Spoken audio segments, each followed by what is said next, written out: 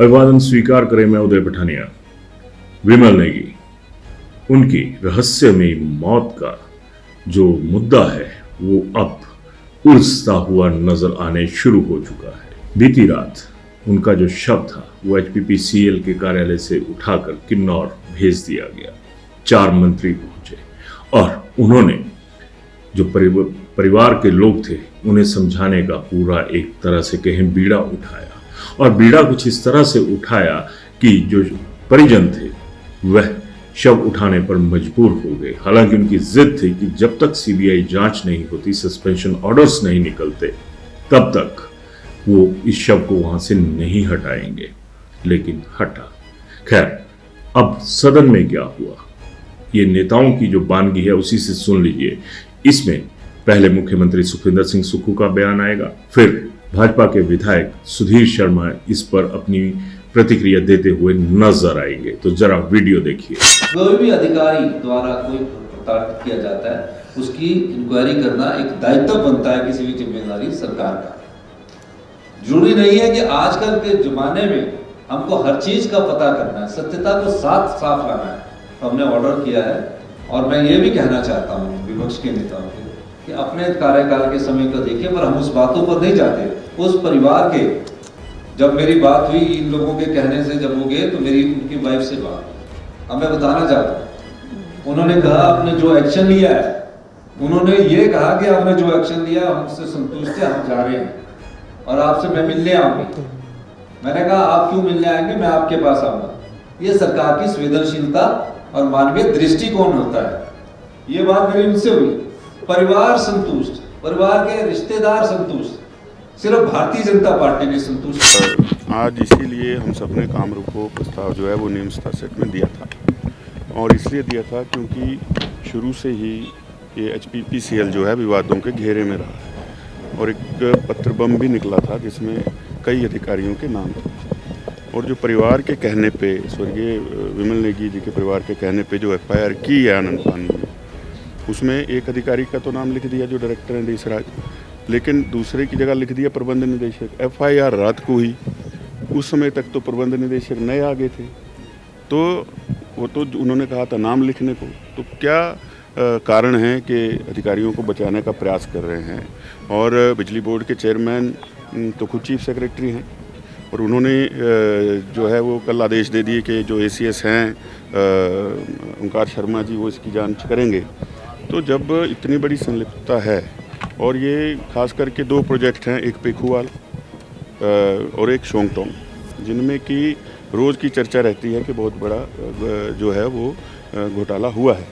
तो जब इतने बड़े पैमाने पर लोगों के नाम इसमें निकल कर के आ रहे हैं, तो हमें ये लगता है कि जो प्रदेश की एजेंसियां हैं वो न्याय कहाँ दे पाएंगी जब ऊंचे इतने बड़े अधिकारी इसमें जिनके नाम आ रहे हों। तो इसलिए CBI से निष्पक्ष जांच होनी चाहिए, ये भी परिवार ने कल खुद मांग की थी। तो उसी बात को भारतीय जनता पार्टी ने आज रखा है कि CBI जो है इसकी जांच करे।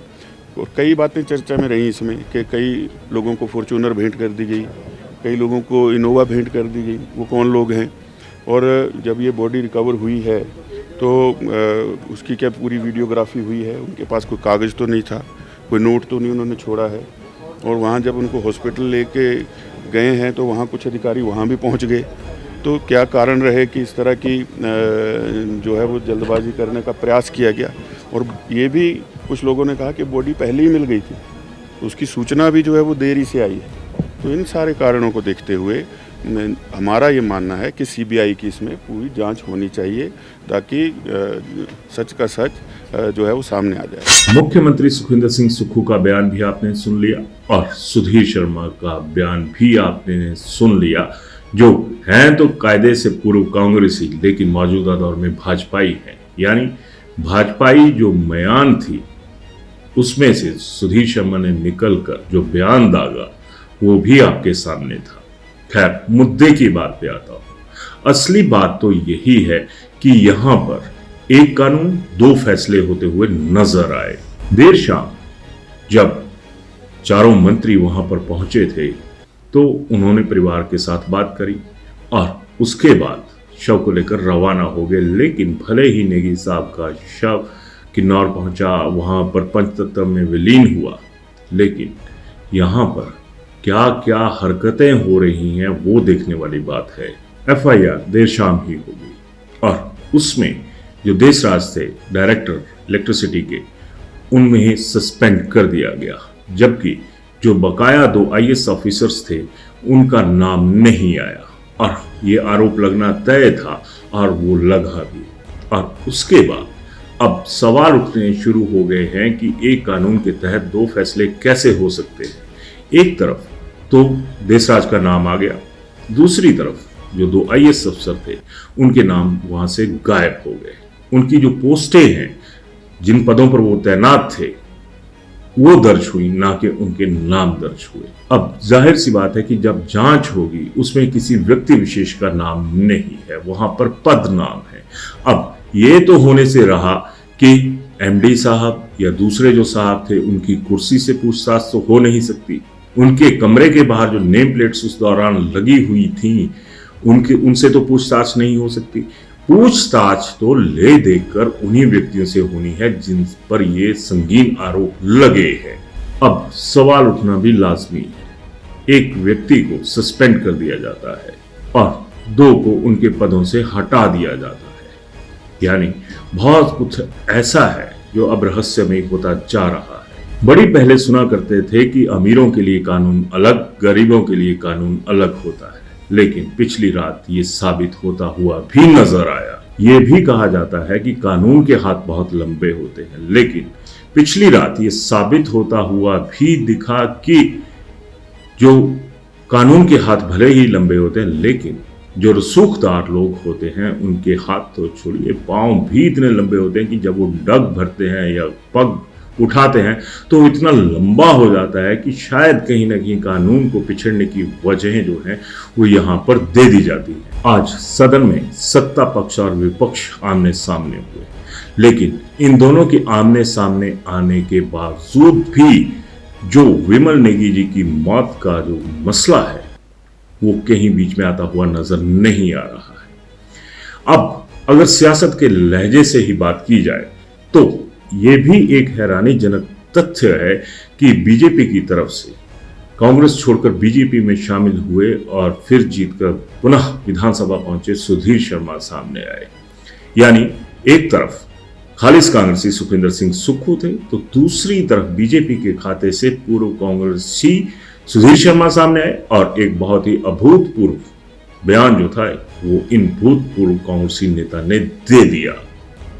सवाल कई उठाए और जिस तरह से सवाल उठाने की जो अदाएं थी उनकी वो भी कम रोचक नहीं थी। और उसके साथ ही ये कहना भी गलत नहीं होगा कि ये हाल फिलहाल जब तक जांच नहीं होती है तो जो तर्क सुधीर शर्मा ने दिए उन्हें भी अकाटे तर्क हाल फिलहाल तो कहा जा सकता है, आगे तो जांच का विषय है। ये बचाने का ही प्रयास है। और ये HPPCL जो है पिछले बजट में कहा था मुख्यमंत्री जी ने कि शिमला को डीकंजेस्ट करेंगे, कुछ दफ्तरों को बाहर भेजेंगे। सबसे पहला दफ्तर इसका नाम था, किसी प्राइवेट बिल्डिंग में भेज रहे थे। वो किसकी बिल्डिंग है, पूरे कागज़ हैं उसके, वो इन्हीं के एक एडवाइज़र हैं, उनका भवन है और उनको जो है वो लाखों में जो है सरकार का पैसा किराए का देना है। तो ये पूरा का पूरा जो है भ्रष्टाचार से जुड़ा मामला है। वो व्यक्ति विमल नेगी जिन्होंने समझौता नहीं किया, लगातार दबाव उन पर बनाया गया। ऐसी एक और एक्शन है, वो 5 दिन की छुट्टी गए, साइन नहीं कर रहे थे, छुट्टी पर चले गए तो उनका मेडिकल बिठा दिया और आगे प्रमोशन ना हो पाए, ऐसी चीज़ें उसमें लिख दी। तो ऐसे हालात में जो है ये HPPCL काम कर रहा है, जहाँ पर जो है पूरा भ्रष्टाचार का अड्डा बना हुआ है। इसलिए हम चाहते हैं कि CBI की जाँच। जिस तरह से मैंने पहले कहा कि पद नामों के खिलाफ FIR हुई, सुधीर शर्मा ने भी यही सवाल उठाया कि देर रात FIR हुई और उस वक्त MD बदल चुके थे, यानी नए MD को तैनात कर दिया गया था। अब बात फिर वहीं पर जाकर ठहर जाती है कि फिर ये जो धुंधलापन है जांच की शुरुआती दौर में ही, ये कितनी सी साफ तस्वीर जो है उसको पेश करेगा। लगातार इस मामले में CBI जांच की मांग हो रही है। सुधीर शर्मा ने बाकायदा एक तरह से कहें कि जो प्रहार था वो बहुआयामी किया कि हम तो सीबीआई जांच की मांग कर ही रहे हैं बीजेपी वाले, लेकिन जो नेगी साहब हैं उनके परिजन भी लगातार सीबीआई जांच की मांग कर रहे हैं। और ये तय होता है कि अगर सीबीआई की जांच होनी है तो उसमें सरकार की तरफ से मांग होना जरूरी नहीं है। अगर एक साधारण आदमी भी उस जांच की मांग कर लेता है तो वो मांग जो है वो अक्सर पूरी होती हुई नजर आती है। और हिमाचल के सियासी हालात देखें तो उनमें अगर कल को सीबीआई जांच हो जाती है तो कोई बहुत बड़ी बात नहीं होगी, क्योंकि बीजेपी लगातार ये बात कह रही है कि जिन एजेंसीज को या फिर जिन लोगों को जांच के लिए अधिकृत प्रदेश सरकार ने किया है उनके ऊपर भरोसा नहीं किया जा सकता। और जिस तरह से कहा जाता है कि सीबीआई सेंट्रल गवर्नमेंट की जिस तरह से धुन होती है उसके ऊपर नाचती भी है, उसके ऊपर चलती भी है। अब इस मुद्दे को, इस मौत की संवेदनशीलता को हल्के में नहीं कहा जा सकता, क्योंकि सुधीर शर्मा ने ही अपने बयान में ये भी कह दिया कि जब डेड बॉडी की रिकवरी हुई थी तो क्या वीडियोग्राफी हुई, क्या तमाम चीजें ऐसी थीं जो तयबद्ध और नियमबद्ध तरीके से होनी थी।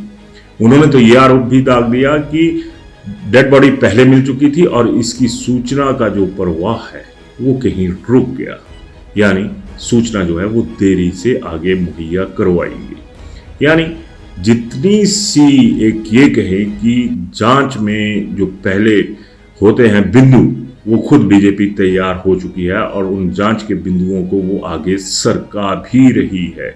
अब ये सारी चीजें जो हैं वो जिस तरह से पहले कहा कि एक धुंधलका है, पूरा धुंधलापन है, तो कहीं ना कहीं एक जो सियासी वायुमंडल होता है उसमें हवाओं का बहाव तेज करके अंधड़ पैदा करने की कोशिश भी यहाँ पर हो रही है, या फिर ये कहें कि तस्वीर साफ करने की भी कोशिश हो रही है कि अगर तस्वीर पे कहीं मिट्टी जमी है तो सियासत की हवाओं से उसे हटाया जा सके और तस्वीर जो है वो साफ हो सके। बीजेपी के खाते से पूर्व कांग्रेसी सुधीर शर्मा ने यहाँ तक आरोप दाग दिए कि यहाँ पर कोई फील्ड के बाहर ही कोई घपला नहीं था। आरोप यहाँ तक लगा दिया कि जो HPPCL का जो दफ्तर है उसे भी अन्यंतर शिफ्ट करने की बात की जा रही थी और इसमें जो बेनिफिशियरी थे वो भी प्रभावशाली लोग थे ताकि उनको लाखों की इनकम जो है वो हो सकती। बहुत कुछ चल रहा है, लेकिन दुख इस बात का है कि नेगी साहब की मौत के बाद ये सारी चीजें चलने जो है वो शुरू हुई।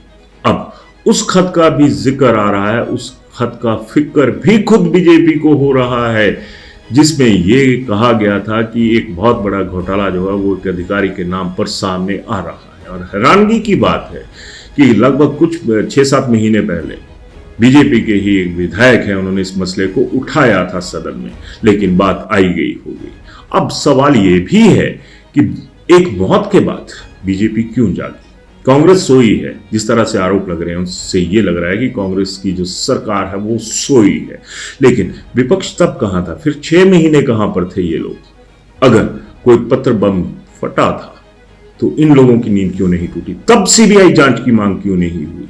पहलू बहुत सारे हैं और ये जो हमाम है इसमें हर कोई कहे कि जिस तरह से चमड़ी की बात होती है वो भी तार तार होती हुई नजर आ रही है। सियासत के लिए सियासत कब तक? आम आदमी की जिंदगी के साथ जो समझौते हैं वो कब तक? आम आदमी के साथ जो प्रताड़ना होती है, जो आम आदमी सरकारी नौकरी करता है उसके साथ ये ऐसे दौर कब तक? कब तक ये प्रेशर की जो राजनीति है, जो प्रेशर एडमिनिस्ट्रेशन है, ये कब तक आम आदमी के ऊपर काम करेगी? और क्या मौत के बाद जागना जरूरी होता है? अब इन हालात में तो यही कहा जा सकता है एक आम आदमी के तौर पर कि जब वक्त होता है तब ये लोग नहीं जागते और जब बेवक्त किसी की मौत हो जाती है तो जागरण अभियान जो है वो शुरू हो जाता है। अब बहुत सारी चीजें ऐसी निकलकर सामने आ रही हैं जो ये बता रही हैं कि ये सियासत का खेल है जो खेला जा रहा है, लेकिन दुख इस बात का है कि मुद्दे की बात नहीं हो रही। एक कानून, एक जैसा क्राइम, एक आदमी पे कार्रवाई, बाकी दो का कहीं नाम नहीं। ये भी बहुत बड़ा सवाल है। फिर आम आदमी अगर भरोसा करेगा तो किस पर करेगा? अक्सर नेता लोग ये कहते हैं कि जनता की अदालत में जाएंगे। आज जनता खुद अदालत में फरियादी बनकर बैठी और वो जो अदालत है वो हमारे 68 विधायकों की है। और ये तमाम लोग जो हैं वो देख रहे हैं, जो जनता है वो ये देख रही है कि हमारे जो एडमिनिस्ट्रेटिव पॉलिटिकल जो जज हैं वो क्या फैसला लेते हैं, वो किस तरह से इस कवायद को आगे बढ़ाते हैं। कवायद बढ़े ना बढ़े ये तो आने वाला वक्त बताएगा, लेकिन आम आदमी उसकी जिंदगी तक पिछड़ती हुई नजर आ रही है और उसके सबूत भी आ चुके हैं। आज विमल नेगी जी पंचतत्व में विलीन हो गए और जो सिस्टम है जिसकी हम ताल ठोंकते हैं और हमारे नेता ताल ठोंकते हैं, वो किन तत्वों में मस्त है ये देखने वाली बात है। पेखोवेला की बात की, शोंगटांग की बात हुई, तो जो हजारों करोड़ का काम यहां पर होता है बिजली के सेक्टर में, उसके झटके आखिर किसको सहन करने पड़ रहे हैं। यहां पर यह बात भी आई कि किसको फॉर्च्यूनर दी गई। सुधीर शर्मा ने अपने बयान में कहा कि फॉर्च्यूनर भी दी गई, इनोवा भी दी गई, दोनों ही आला गाड़ियां हैं, आला जिसको कह सकते हैं कि एक बहुत ही आला गाड़ियां मानी जाती हैं और ये नेताओं की पसंद मानी जाती है।